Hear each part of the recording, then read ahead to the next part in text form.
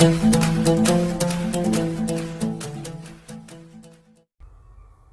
सभी लोगों का स्वागत है आपके अपने YouTube channel future online classes में। और आज हम लोग जो है डीएलएड फर्स्ट ईयर 2022 से 24 सेशन और सेकेंड ईयर आपके 2021 से 23 सेशन के बच्चों के लिए जो है एग्जामिनेशन फॉर्म को लेकर आया हूं कि आपको एग्जामिनेशन फॉर्म कैसे भरना है स्टेप बाय स्टेप समझिएगा, क्योंकि इसको लेकर काफ़ी बच्चों को डाउट है मन में, तो डाउट क्लियर कर देता हूं। यहाँ पर देख सकते हैं बिहार डीएलएड आपका जो है एग्जामिनेशन बोर्ड पटना, और यहाँ पर online examination application form DElEd face to face session 2022 से 24 और सेकेंड ईयर वाले बच्चों का भी इसी तरह रहेगा। बस यहाँ पर सेशन आपका वहाँ पर 21 से 23 हो जाएगा। और यहाँ पर देखिएगा नोट में बोला जा रहा है कि नामांकन के पश्चात सूचीकरण विवरणों के आधार पर परीक्षा आवेदन विवरण इस प्रपत्र ए खंड 1 से 19 में अंकित है। समझ गए? यानी कि नामांकन के विवरणों के आधार पर जो है आपका परीक्षा आवेदन विवरण इस प्रपत्र के खंड ए में अंकित है। और सबसे ज़्यादा दिक्कत जो है यहाँ पर है कि खंड ए में जो है 1 से 19 तक अंकित विवरणों में विद्यार्थियों द्वारा किसी प्रकार का कोई छेड़छाड़ परिवर्तन नहीं किया जाएगा। यानी कि जो वहाँ पर दिया गया है जो चीज़ें हैं वो बढ़िए, नहीं तो कुछ छेड़छाड़ मत कीजिएगा। और जो आपने एडमिशन के समय जो आपने रजिस्ट्रेशन में दिया है वही भरिएगा, या नहीं कि रजिस्ट्रेशन में कुछ और दे दिए, यहाँ पर कुछ और दे दिए, तो फिर दिक्कत हो जाएगी। और बच्चा इस चीज़ से घबरा जा रहा है कि सर यहाँ तो लिखा हुआ है अर्थात क्रमांक 1 से 19 तक विद्यार्थियों द्वारा कुछ भी नहीं लिखा जाएगा, मतलब लिखा नहीं जाएगा। भरने की बात नहीं बोला गया ना, यहाँ पर आपको भरना है, कुछ अलग नहीं लिखना है। समझ गए? जो चीज़ें दिया हुआ है उसको भर दीजिए। यहाँ पर क्या बोला है? अर्थात क्रमांक 1 से 19 तक विद्यार्थियों द्वारा कुछ भी नहीं लिखा जाएगा। समझ गए? अब यहाँ पर बच्चा सोच रहा है कि सर 1 से 19 तक हम लोग कुछ भरे नहीं, अरे आप ही को भरना है। वो यहाँ पर लगता है कि टाइपिंग गलत हो चुका होगा, या वो मतलब कुछ एक्स्ट्रा लिखने के लिए मना कर रहे हैं। बाकी जो चीज़ें आपको दिया है उसको भरना है। क्लियर है? और यहाँ पर देखिए विद्यार्थियों द्वारा इस प्रपत्र के मात्र खंड बी को बिंदुओं को ही भरा जाएगा। अब ऐसा भी हो सकता है एक बार पूछ लीजिएगा खंड ए को, लेकिन मैंने खंड ए को भी जो है भर दिया है और आपको भी भर लेना है, क्योंकि नहीं भरिएगा तो कॉलेज भरेंगे। लेकिन अगर आप बेहतर तरीके से भरते हैं तो कोई दिक्कत नहीं है, आपका ऑफलाइन है। अगर मना करते हैं तो एक नया पेज ले जाइएगा, उसको लगाकर दे दीजिएगा। समझ गए? लेकिन भरना कैसे वो समझिएगा। यहाँ पर देखिएगा, यहाँ पर आपका खंड ए आ गया। सबसे पहले तो आपको मैं बता दूं कि यहाँ पर आपका एक फ़ोटो रहेगा कैंडिडेट इमेज, और यहाँ पर आपको सिग्नेचर रहेगा। ये हो गया। फिर यहाँ पर है आपका CAF नंबर, कॉलेज यहाँ पर एप्लीकेशन, ये होता है कॉलेज एप्लीकेशन या कुछ इसी तरह होता है। CAF नंबर आपको नहीं पता होगा, ये कॉलेज को पता होता है। समझ गए? कॉलेज एफिलिएशन इसी तरह कुछ होता है। और यहाँ पर देखिए BACB यूनिक ID, ये भी जो है कॉलेज को ही पता होता है। ये यूनिक ID और CAF ये जो है ना कॉलेज कोड होता है, इसका मतलब या कुछ ऐसे ही कुछ का यूनिक ID, ये दोनों आपका कॉलेज भरेगा, इसको कुछ मत कीजिएगा। ये 1 नंबर और 2 नंबर को छोड़ दीजिएगा, ये समझ में आपको नहीं आएगा, छोड़ देना है। अब यहाँ पर तीसरा देखिए, ये रजिस्ट्रेशन नंबर है, जो कि आपको डमी रजिस्ट्रेशन में पता चल गया होगा। आपको रजिस्ट्रेशन नंबर मिला होगा तो इसको यहाँ पर फिल कर दीजिएगा। क्या कीजिएगा? रजिस्ट्रेशन नंबर यहाँ पर भर दीजिएगा। मैं आपको बताऊँ कि ये डेमो के तौर पर किसी बच्चे का मैंने नहीं लिया है, और यूट्यूब से भी अनुरोध करता हूँ कि इस बार स्ट्राइक नहीं लगाइएगा, ये डेमो के तौर पर है, क्योंकि यूट्यूब भी जो है ना स्ट्राइक लगा देती है। समझ गए? पर्सनल डिटेल देखो, तो इस तरह का कोई भी नहीं है, ये डेमो है, मतलब खुद तैयार किया गया है बच्चों को समझाने के लिए। रजिस्ट्रेशन नंबर में जो है ना आपको दिया गया है रजिस्ट्रेशन नंबर, उसको फिल कर दीजिएगा। फिर यहाँ पर 4 नंबर जो बोल रहा है कॉलेज कोड, तो कॉलेज कोड आपको पता होगा तो ठीक है, नहीं तो इसको छोड़ दीजिएगा, कॉलेज वाले आपको भर देंगे। यानी कि 1 से 4 में जो है आपको रजिस्ट्रेशन नंबर तो मालूम चल ही गया होगा, वो आप भर दीजिएगा। नहीं मालूम होगा तो उसे भी छोड़ दीजिएगा। रहा बात कॉलेज नेम, तो कॉलेज नेम आपका जो होगा उसको लिखिएगा, सब कैपिटल में आपको लिखना है। समझ गए? बुल्लू से लिखिएगा, सब कैपिटल में, देख सकते हैं। अब फिर आपका पूछेगा कॉलेज किस डिस्ट्रिक्ट में है, तो जो डिस्ट्रिक्ट में कॉलेज है उसको भर दीजिएगा। फिर यहाँ पर आपका स्टूडेंट नेम है, तो स्टूडेंट नेम में अपना नाम लिख दीजिएगा कैपिटल में। फिर यहाँ पर मदर्स नेम, माता जी का नाम लिखिएगा कैपिटल में।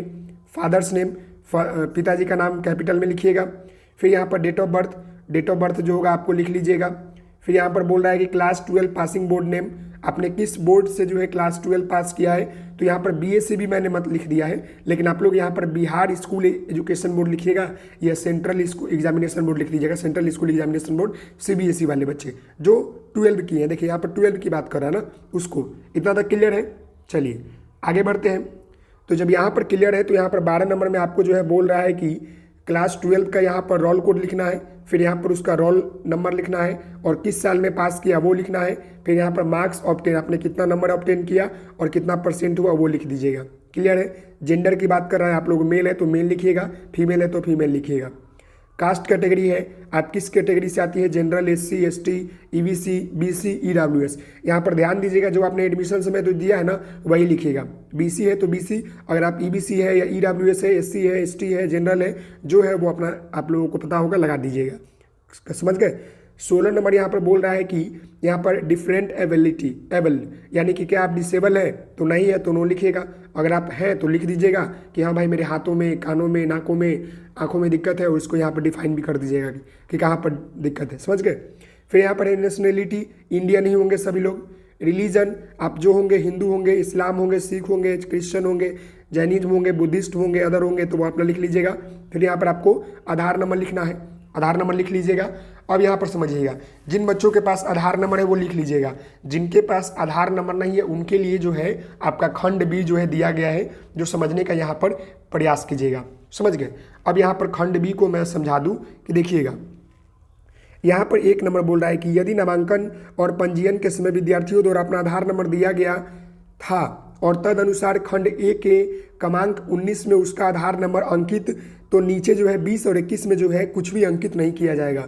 यानी कि जिन बच्चों के पास, देखिएगा समझने का प्रयास कीजिएगा, जिन बच्चों ने अपना आधार कार्ड जो है यहाँ पर भर दिया है, यानी कि जिनके पास, सबके पास तो आधार कार्ड होगा लेकिन कुछ कुछ ऐसे बच्चे होते हैं जिनके पास आधार कार्ड नहीं होता है, तो जिन बच्चों ने यहाँ पर आधार कार्ड भर दिया है उनको नीचे जो है या 20 नंबर और 21 नंबर में कुछ नहीं भरना है। देखिए यहाँ पर लिखा है, यदि नामांकन के पंजीयन के समय विद्यार्थी द्वारा अपना आधार नंबर दिया गया था और तदनुसार खंड ए के 19 में उनका जो है आधार नंबर अंकित कर दिया गया है, तो नीचे 20 और 21 में अंकित कुछ नहीं करना है, इसमें आपको नहीं भरना है और ना ही आपको यहाँ पर सिग्नेचर करना है। यह जो है दोनों, यह आपका शपथ पत्र है यानी घोषणा पत्र है, यह वैसे बच्चों के लिए है जिनके पास आधार कार्ड नहीं है। तो मुझे लगता है कि सभी के पास आधार कार्ड होगा, जिनके पास आधार कार्ड नहीं होगा वो अभी इधर मतलब एडमिशन के बाद अगर आधार कार्ड बनाए होंगे तो यहाँ पर वो आधार कार्ड भर दीजिएगा और नीचे जो है अपने यहाँ पर सिग्नेचर कर दीजिएगा।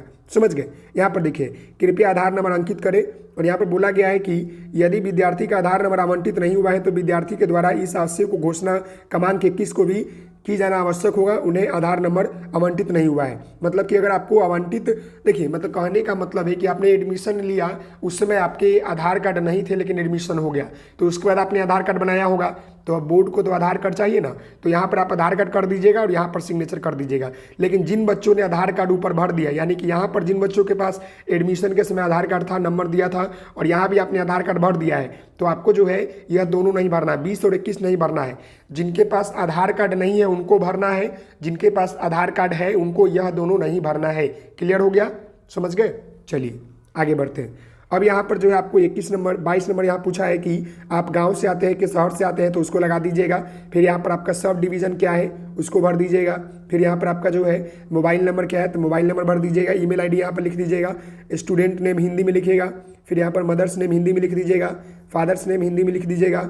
एड्रेस अपना लिख दीजिएगा पूरा जो आपका है, समझ गए। फिर यहाँ पर जो है मैरिड है कि अनमैरिड है वो लिख दीजिएगा। फिर यहाँ पर 2 आइडेंटिफिकेशन मार्क्स ऑफ स्टूडेंट यहाँ पर 2 को दे दीजिएगा कि ये मोल मार्क ऑन लेफ्ट हैंड, या यहाँ पर कट मार्क लिख सकते हैं, एक कट मार्क ऑन चेस्ट लिख लीजिए। जहाँ भी आपका कट मार्क है सब कैपिटल में होनी चाहिए, समझ गए। ये हो गया। उसके बाद आप नीचे आइएगा तो यहाँ पर आपको 32 में जो भरना है वो क्या है, ये देखिए काफ़ी इंपॉर्टेंट है, इसको समझिएगा। यहाँ पर आपने जो है S9 पेपर लिया होगा, जब आपका रजिस्ट्रेशन हुआ था तो उस समय S9 पेपर आपने लिया था, वही आपको भरना है। आपने S9 पेपर में क्या लिया था आप सभी लोगों को मालूम होगा। ये आपका टोटल 9 पेपर होता है। आप सभी लोगों ने S9 पेपर में क्या लिया था, 6 to 8 के लिए कितने बच्चों ने हिंदी लिया था, कितने बच्चों ने मैथ लिया था, कितने बच्चों ने साइंस लिया था, कितने बच्चों ने इंग्लिश लिया था, तो अपने अनुसार भर लीजिएगा। आप सभी लोगों को मालूम होगा कि आपने S9 पेपर में क्या लिया है। और यह जो आपका यहाँ पर 33 नंबर दिख रहा है, यह आपको नहीं भरना है। 33 नंबर जो है नहीं भरना है आपको। 33 नंबर वैसे बच्चों को भरना है जो प्रीवियस ईयर, यानी जो जिनका पहला साल एग्जाम दिए थे 2021 से 22 वाले या उससे पहले वाले बच्चे जो किसी कारणवश कोई सब्जेक्ट में फेल हो गए थे, उनको यह भरना है। देखिए सेशन लिखना है, प्री एग्जाम लिखना है, प्री रोल नंबर लिखना है, pre roll code roll number और बैक कोड लिखना है, किसमें पेपर लगा था बैक। फिर यहाँ पर मीडियम देना है कि हिंदी और इंग्लिश आपको लेना है कि नहीं लेना है, यह आपको भरना है, समझ गए। यह आपको भरना है, यह 34 नंबर आपको भरना है। ये 34 नंबर आप ध्यान दीजिएगा, ये 34 नंबर आपको भरना है कि आप जो है किस लैंग्वेज में एग्जाम दीजिएगा। Medium language of appearing in exam please, Hindi में एग्जाम दीजिएगा कि इंग्लिश में दीजिएगा, आप यहाँ भर दीजिएगा, समझ गए। ऐसे यहाँ भी भर दीजिएगा, नहीं तो एग्जाम में भी आपको ऑप्शन मिलता है। एग्जाम का जो पेपर आता है ना, वहाँ पर आपका नाम, पता, रोल नंबर, फोटो वोटो सब चिपका रहता है, वहाँ पर भी लिखा रहेगा कि किस लैंग्वेज में आप एग्जाम देना चाहेंगे, रोमन में कि देवनागरी में, तो वहाँ पर जो लिखिएगा उसी लैंग्वेज में लिखिएगा, समझ गए। यह आपका 33 नंबर नहीं भरना है। 33 नंबर जो है बच्चे जो फेल हो गए थे ना, जो बच्चे पहले फेल हो गए थे, चाहे वो कोई भी सेशन में हो, पिछले 3 वर्षों के सेशन के देते हैं, तो वह बच्चे भरेंगे, उनको फिर से एग्जाम होगा, ओके। और लास्ट में आपको जो है यहाँ पर अपना सिग्नेचर करना है, यहाँ पर आपको इंग्लिश में और यहाँ पर हिंदी में करना है, और फिर यहाँ पर जो है डेट और पैलेस लिखिएगा, और यहाँ पर प्रिंसिपल का मुहर और सिग्नेचर लग जाएगा, आपका वेरीफाई हो जाएगा। तो आपको इस तरह जो है स्टेप बाय स्टेप करके जो है आपको फॉर्म भरना है। कहीं पर दिक्कत तो नहीं हुई होगी, जहाँ पर दिक्कत होगा उसे छोड़ दीजिएगा, अपने कॉलेज के प्रिंसिपल या टीचर से पूछकर भरिएगा, समझ गए। तो मुझे लगता है कि आपको वीडियो पसंद आया होगा, आपको सारी बात समझ में आ गया होगा। मिलते हैं नेक्स्ट वीडियो में, तब तक के लिए धन्यवाद। Thank you so much. जय हिंद, जय भारत। ओके।